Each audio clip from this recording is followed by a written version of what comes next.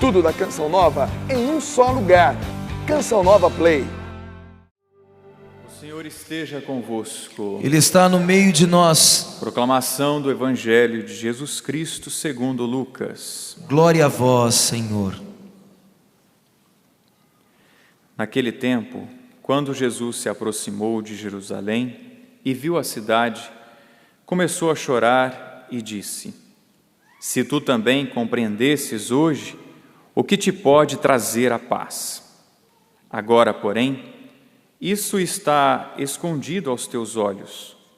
Dias virão em que os inimigos farão trincheiras contra ti e te cercarão de todos os lados.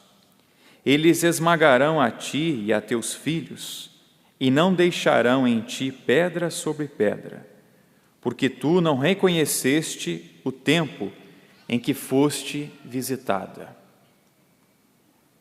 Palavra da salvação. Glória a vós, Senhor.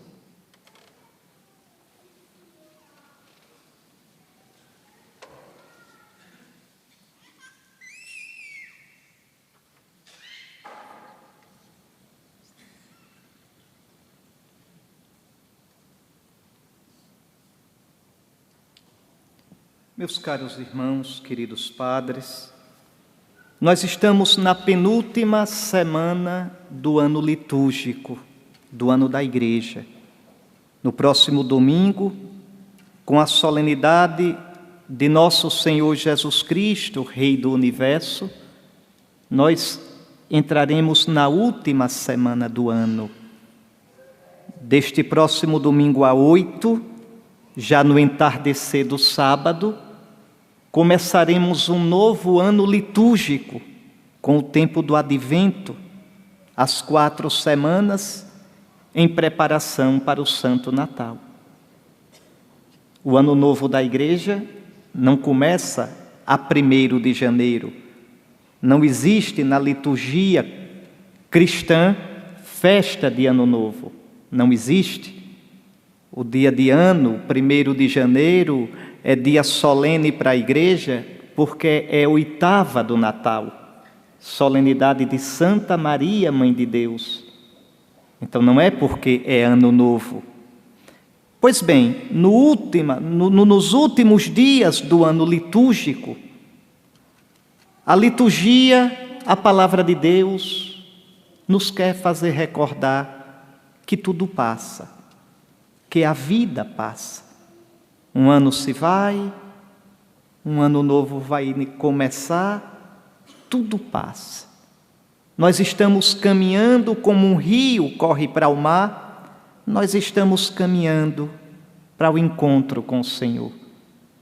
Nós estamos caminhando para o definitivo, para o que não passa. É isso que a palavra de Deus nos quer recordar, para que a gente viva bem os dias da nossa vida. Aquilo que a palavra de Deus diz no Salmo: ensinai-nos a contar os nossos dias, para que o nosso coração descubra a sabedoria. Pois bem, é nesta visão que aparecem essas leituras de hoje. Primeiro, do primeiro livro dos Macabeus, que estamos ouvindo toda esta semana e vamos ouvir ainda na próxima semana. Foi um tempo terrível para o povo de Deus. Era o século III a.C. e quem mandava na Terra Santa eram os gregos, sobretudo os reis descendentes do general de Antíoco, general de Alexandre Magno, Alexandre o Grande da Macedônia. E esses reis, dentre esses reis surgiu um que era pior que os outros, o rei Antíoco IV. Ele se considerava ele mesmo divino. Ele se considerava a si próprio uma manifestação dos deuses, tanto que colocou nele o apelido de Epífanes. Ele se considerava uma epifania, uma manifestação dos deuses. E o sonho dele é que todos os povos do seu império, do seu reino, tivessem a religião dos gregos. E por isso impôs ao povo de Israel a religião dos gregos. Primeiro colocou no templo uma estátua gigante de um ídolo, o Zeus olímpico. Imaginem para um judeu encontrar no templo santo de Deus uma estátua de um ídolo. Daniel vai chamar isso a abominação da desolação. Depois proibiu que se tivessem os livros da lei. Queria destruí-los todos, arrancar Deus da memória e do coração do povo de Israel. Depois proibiu que se circuncidassem as crianças recém-nascidas, conforme a lei mandava. E queria obrigar os judeus a comer carne de porco, o que era proibido pela lei de Moisés. Para nós não é mais proibido. Jesus declarou é tudo puro, mas na lei antiga era proibido. E obrigava os judeus a violar o sábado, a não guardar o sábado. Tudo isso sob pena de morte. A perseguição foi muito dura, muito inclemente, muito cruel. E agora? O que os judeus iriam fazer? Para completar, muitos judeus se venderam para essa ideia maldita. Achavam, não, cumprir a lei desse jeito vai ser muito para trás, cumprir a lei é ser fechado, cumprir a lei é muito radical, vamos dialogar com os gregos, o que é que tem adorar também um pouquinho, aquela velha história, o que é que tem acender uma velinha para Deus e outra para o diabo? O que é que tem? Muitos judeus caíram nessa armadilha. Muitos judeus renegaram a fé. Muitos judeus, para ficar bem com todo mundo, mascararam a sua fé. E vejam, na leitura de hoje o que acontece? O rei manda a várias cidades emissários para que deem banquetes festivos nas praças com carne de porco, com comidas impuras para os judeus, e oferecer sacrifícios aos ídolos. Que judeus importantes de cada cidade oferecessem sacrifícios à vista de todos, para desmoralizar tudo. E assim chegam na cidade de Modim. E lá Matatias, que era respeitado, já com uma certa idade, cercado de filhos, é escolhido para oferecer sacrifícios aos deuses. Se não oferece, é inimigo do rei, virão as consequências. E agora?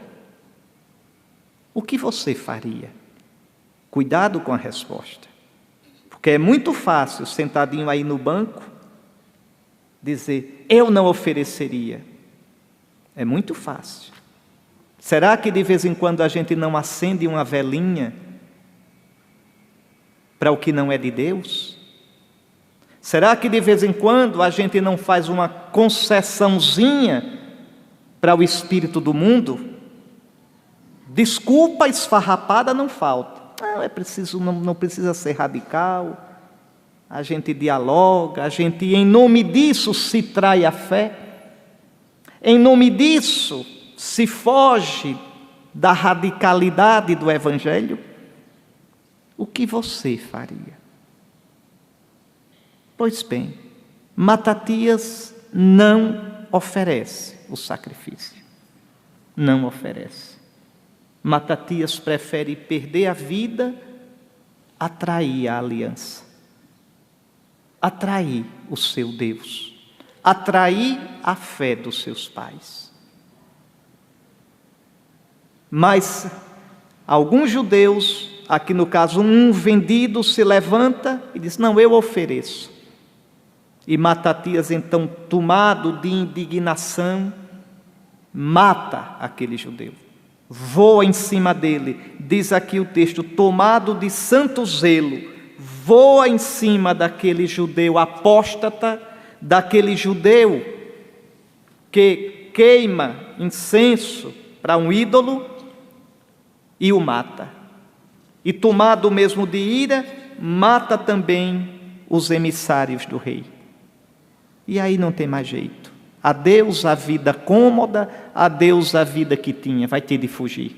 Sai gritando pela cidade. Quem ama a lei de Deus, quem ama a justiça, justiça na Bíblia quer dizer cumprir os preceitos de Deus. José, o esposo de Maria, era um homem justo, quer dizer, cumpria os preceitos de Deus. A gente diz hoje, é uma pessoa piedosa. Então, quem tem piedade, quem tem temor de Deus, venha comigo. E fugiram para as montanhas. Assim começou a revolta dos macabeus, que vai terminar expulsando os gregos da Terra Santa. Mas vejam, aqui o que interessa é isso. O que a palavra de Deus hoje quer nos mostrar é isso. É que ser de Deus, caminhar com Deus, não é fácil. Ser de Deus, caminhar com Deus, nos coloca diante de decisões na vida. Jesus mesmo disse, eu não vim trazer a paz, mas a espada. Como? Se ele diz, eu vos dou a paz. Sim, a paz do nosso coração. Sim, a paz de ter Deus na nossa vida. A paz de experimentar em nós o Santo Espírito. Sim, mas essa paz não é uma paz frouxa, não é uma paz de medo, não é uma paz de comodismo, não é uma paz de covardia. Essa paz é uma paz de luta. Por isso ele diz, desde os dias de João Batista, o reino de Deus sofre violência e só os violentos o conquistam. Que violência é essa? A violência no meu coração contra o pecado, a violência no meu coração contra o que é mundano, a violência no meu coração contra tudo aquilo que em mim me afasta de Deus, que em mim quer tomar o lugar de Deus na minha vida, que em mim me fecha para o Senhor e para os irmãos. Há uma luta a ser travada no coração de todos nós. E quando termina? Na hora da morte. Na hora da morte. Mas é uma luta. E eu vencerei? A nós cabe lutar. Deus é quem dá a vitória. Mas olhe no seu coração. Olhe no seu coração quanto de luta tem para ser feita. Quanto de evangelização em regiões inteiras do seu coração tem que ser feita.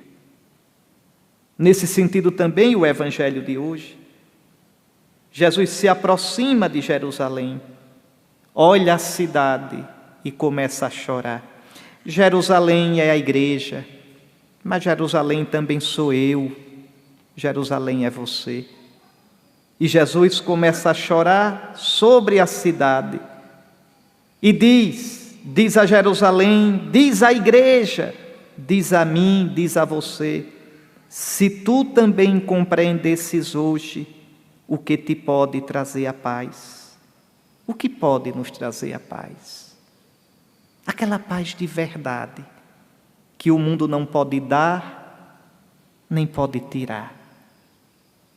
Só Jesus nos dá essa paz. Ele é a paz. Quando a gente experimenta, quando a gente tem o Senhor, venha o que vier na vida. Venha o que vier. A gente é forte. Não é forte porque as coisas de fora, exteriores, saem como a gente espera. Não é forte porque tudo dá certo para a gente. É forte porque nossa vida, porque nossa existência, porque nosso coração estão ancorados na rocha, e a rocha é Cristo. Ah, se tu, Jerusalém, soubesses o que te pode trazer a paz. mesmo na luta. Eu posso estar chorando e estar em paz. Eu posso estar lutando e estar em paz. Eu posso ter uma perda, sofrer uma derrota e estar em paz. Se Cristo, cheio do seu Espírito Santo, estiver no centro do meu coração.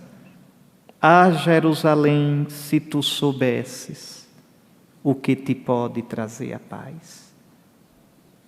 Triste daquele cuja felicidade depende dos acontecimentos exteriores. Coitado daquele que coloca sua paz nas coisas de fora, porque nunca estará em paz. Ainda que consiga tudo, não terá paz porque tem medo de perdê-las. E um dia vai perder mesmo, porque tudo passa. A paz verdadeira, a vida verdadeira, a plenitude verdadeira, a gente só encontra em Jesus, nosso Senhor. Ah, se o mundo soubesse. Vejam, quando pessoas se drogam, o que buscam? Uma sensação de bem-estar, de força, de plenitude, de paz. Mas é mentirosa. Quando roubam dinheiro público até não poder mais, mensalão, petrolão e tantoão que a gente ainda vai ver na história desse Brasil, o que procuram? A sensação de poder, de força, de segurança, que não traz a paz.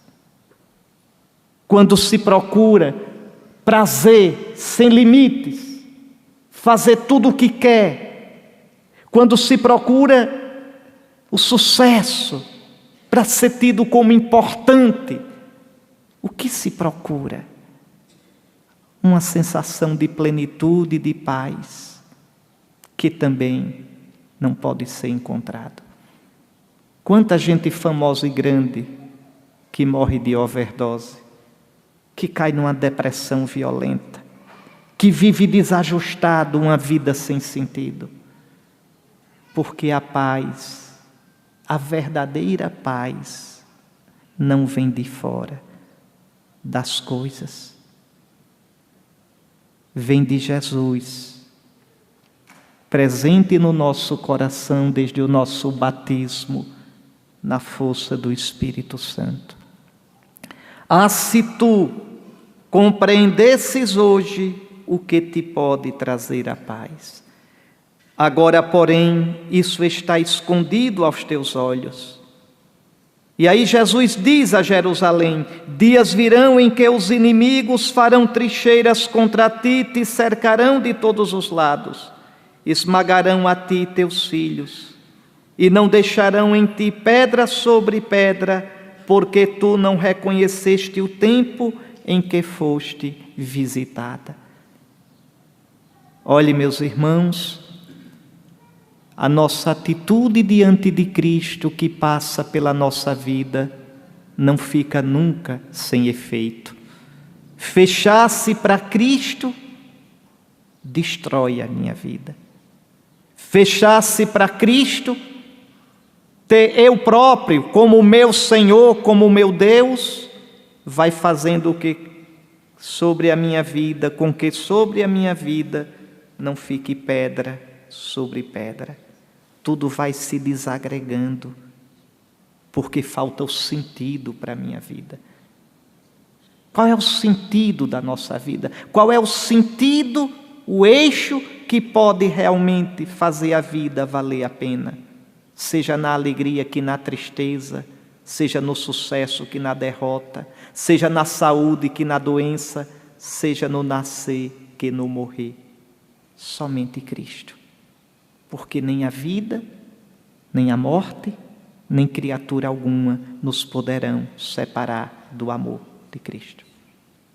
Mas isso exige que eu me decida por Cristo. E decidir-me por Ele é uma luta de cada dia. Como os judeus da época dos Macabeus, do rei Antíoco Epífanes IV. Como Jerusalém, como Israel, os judeus do tempo de Jesus, como nós hoje, decidisse por Cristo, na vida miúda de cada dia, nas minhas escolhas, nas minhas dificuldades, nas minhas lutas, nas minhas fraquezas, nas feridas do meu coração, sejam psicológicas, sejam morais, decidir-me por Cristo, buscá-lo, lutar para abrir meu coração para Ele, lutar para deixar que Ele reine na minha vida. Essa é a grande riqueza. Este é o sentido da vida. Isto faz a vida valer a pena. Queridos irmãos e irmãs, somos cristãos.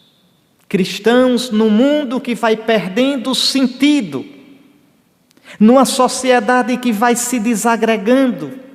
A gente escuta hoje ideias, coisas, discussões, opiniões que a gente nunca imaginou que iria ver. Coisas que a gente diz, meu Deus do céu. É que à medida em que o mundo se distancia do seu eixo, do seu centro, que é o Senhor, ele vai perdendo o rumo. Tire o eixo da roda da bicicleta, os raios ficam sem prumo, os raios se desencontram. É o retrato da sociedade de hoje. Vida sem sentido, famílias desagregadas, violência, droga, insegurança, corrupção, desmoralização das instituições da sociedade e tudo mais. Podem-se dar tantas explicações sobre isso, mas o motivo fundamental, mais profundo, é a falta de Deus. Uma sociedade que se fecha para Cristo, que tirou Cristo das suas instituições, que tirou Cristo como inspiração que organiza o tecido, a vida social. Nós vivemos num mundo que padece de fome de sentido. Qual o sentido da vida? Qual a luz que poderia iluminar serena e fortemente a nossa sociedade? Pois bem, cristãos, nós temos essa luz. É Jesus nosso Senhor. Um grande serviço que a gente é chamado a prestar ao mundo de hoje é com simplicidade, sem raiva de ninguém, sem brigar com ninguém, sem perseguir ninguém, com toda a coragem, dar testemunho da luz. Um grande convertido ao cristianismo no século XX, francês, Paul Claudel, era poeta também, ele dizia, ó vós cristãos que tendes a luz, que fazeis com esta luz? Que fazeis? Conheceis Jesus? Então vivei Jesus sem medo. Procurai, mesmo na fraqueza, às vezes no desânimo, às vezes no medo, às vezes no escuro, procurai dar testemunho de Jesus. Viver Jesus. Não mande ninguém para o inferno, mas mostre o caminho do céu. Não persigam ninguém, mas também não tenham medo de ser perseguidos. Veja, respeitem a todos, mas não tenham medo de ser cristãos, de mostrar a cara, de dizer qual é a nossa fé, de dizer qual é a esperança que mora no nosso coração, de dizer a nossa fé católica inteira, sem medo, sem recalque, sem covardia, sem querer dar uma de bom moço para ser aceito e aplaudido pelo mundo. Cristãos mansos, cristãos coerentes, cristãos felizes, cristãos testemunhas, cristãos missionários. É disso que o mundo precisa. É isso que nosso Senhor espera de nós. Aqui quem é pai, quem é mãe de família, quem é tio, quem é avô, quem é avó. Falem de nosso Senhor para as crianças. Falem de nosso Senhor para os jovens. Mas falem com alegria, de modo positivo. Falem da vida. Ensine-os a rezar. Mostre o valor de rezar. Mostre o valor de ser de nosso Senhor, para que eles e nós reconheçamos o que nos pode trazer a paz. Essa paz vai estar aqui daqui a pouco, sobre o altar, como alimento, como vida da nossa vida. Essa paz é Jesus. A Ele a glória e o louvor pelos séculos dos séculos. Amém. Tudo da Canção Nova em um só lugar. Canção Nova Play.